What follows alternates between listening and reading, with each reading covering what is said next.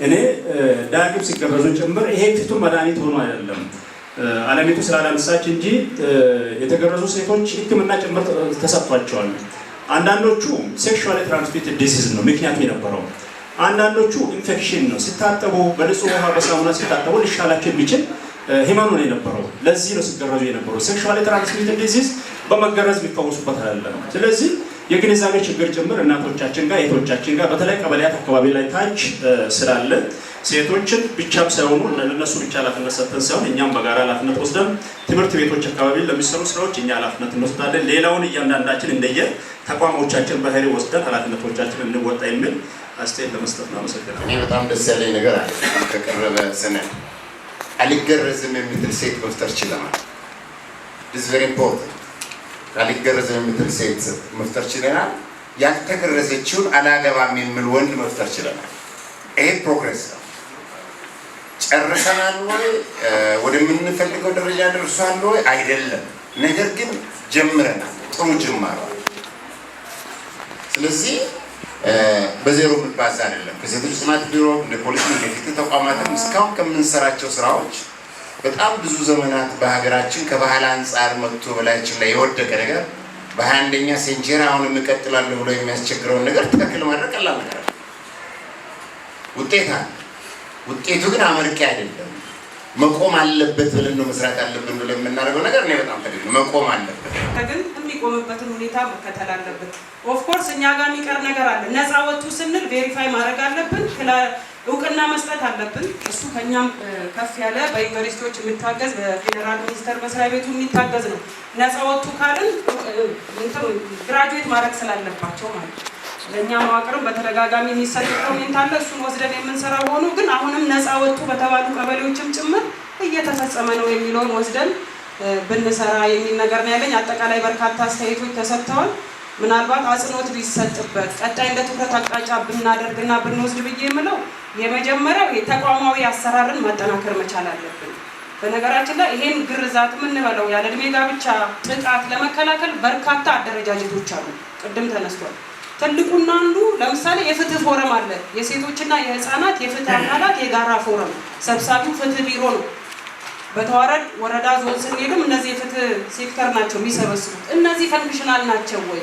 አባል ሴክተሮች አሁን ያልናቸው የጎጂ ልማዳዊ ድርጊት አስወጋጅ ኮሚቴ የፍትህ ፎረም አባል ናቸውና የፍትህ ፎረም ፈንክሽናል ከሆነ እንደተባለው ይሄ ድርጊት ሲፈጸም ብቻ ኢቨንት ቤዝድ ከምንሆን አስቀድሞ ከመከላከል ጀምሮ ፍትህ ፎረሙን ቴክኒክ ኮሚቴም አለው፣ አብይ ኮሚቴም አለው።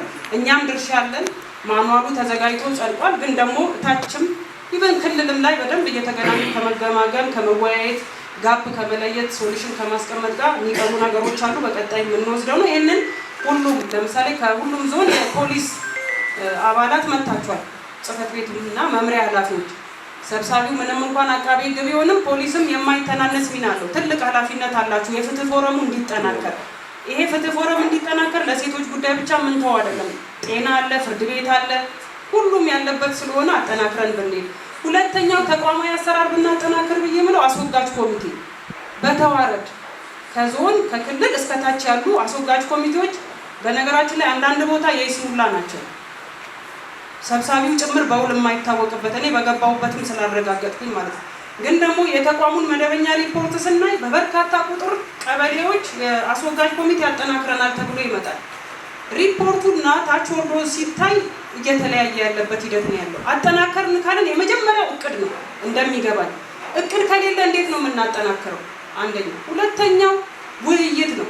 ውይይት ከሌለ እንዴት ነው ጎጂ ልማዳዊ ድርጊት አጠናከርን ብለን የምንለው የሚለውን ነገር ቆም ብለን ብናይና፣ ሶስተኛው ድጋፍና ክትትል ነው። ቅድም አቶ ወልዴም ሲያነሳ ድጋፍና ክትትል በተደራጀ መልኩ ያደረገ መዋቅር የለም። ለቀበሌ ኮሚቴ። ስለዚህ እነዚህን ተቋማዊ አደረጃጀቶች ክበባት አሉ። ትምህርት ቤቶች ላይ ያሉ የጀንደር ክበባት አሉ። እነዚህ በየደረጃው በትምህርት ቤትም ከትምህርት ቤት ውጪም በእኛ በመንግስት አካላትም ያሉ አደረጃጀቶች እድሮች ምናምን ያልናቸውን አካላት ተቋማዊ አሰራሩን አጠናክረን መሄድ ብንችል እንዳንድ አቅጣጫን ይዘን ብንሄድ ብዬ ሁለተኛ ማንሳት የምፈልገው እንደ ቀጣይ አቅጣጫ ከተቋማዊ አሰራር ቀጥሎ የማህበረሰብ ውይይት ነው። የማህበረሰብ ውይይት እዚህ በሚቀርበው ልክ አይደለም። በነገራችን ላይ እታች ላይ ሲኬድ የተሻለ አለ፣ ኋላ ያለም አለ። ስለዚህ የማህበረሰብ ውይይት ለግርዛት ላለዕድሜ ጋብቻ ብቻ አይደለም የስርዓተ ጾታ አስተሳሰብ ለውጥ ጭምር ለማምጣት የሚያግዝ ነው። ግን የምንሰጠው አቴንሽን አሁንም ደካማ ነውና እዚህ ላይ የተቋማት ቅንጅት ያስፈልጋል። ቅድም ሲነሳ እንደነበረው ጤና ኤክስቴንሽኖች፣ ሌሎች አካላት ተሳትፈውበት የሚመራ ነው። በየ15 ቀኑ የተባለው 4 ካታጎሪ ያለው 4ቱም ካታጎሪ ውይይት እንዲያደርጉ ማጠናከር ብንችል ብዬ የመጨረሻ ሀሳቤ ከቅንጅታዊ አሰራር ኦፍኮርስ ቅድም ስንላቸው የነበሩ ነገር ናቸው። የሴቶችና ህፃናትን ተሳትፎውንም ተጠቃሚነትም እናረጋግጥ ካልን የሁሉም አካላት ቅንጅት ወሳኝ ነው። በአንድ ተቋም ብቻ የሚሳካ አይደለም። ይሄን ደግሞ መድረክ ላይ ብቻ የምናየው አይደለም።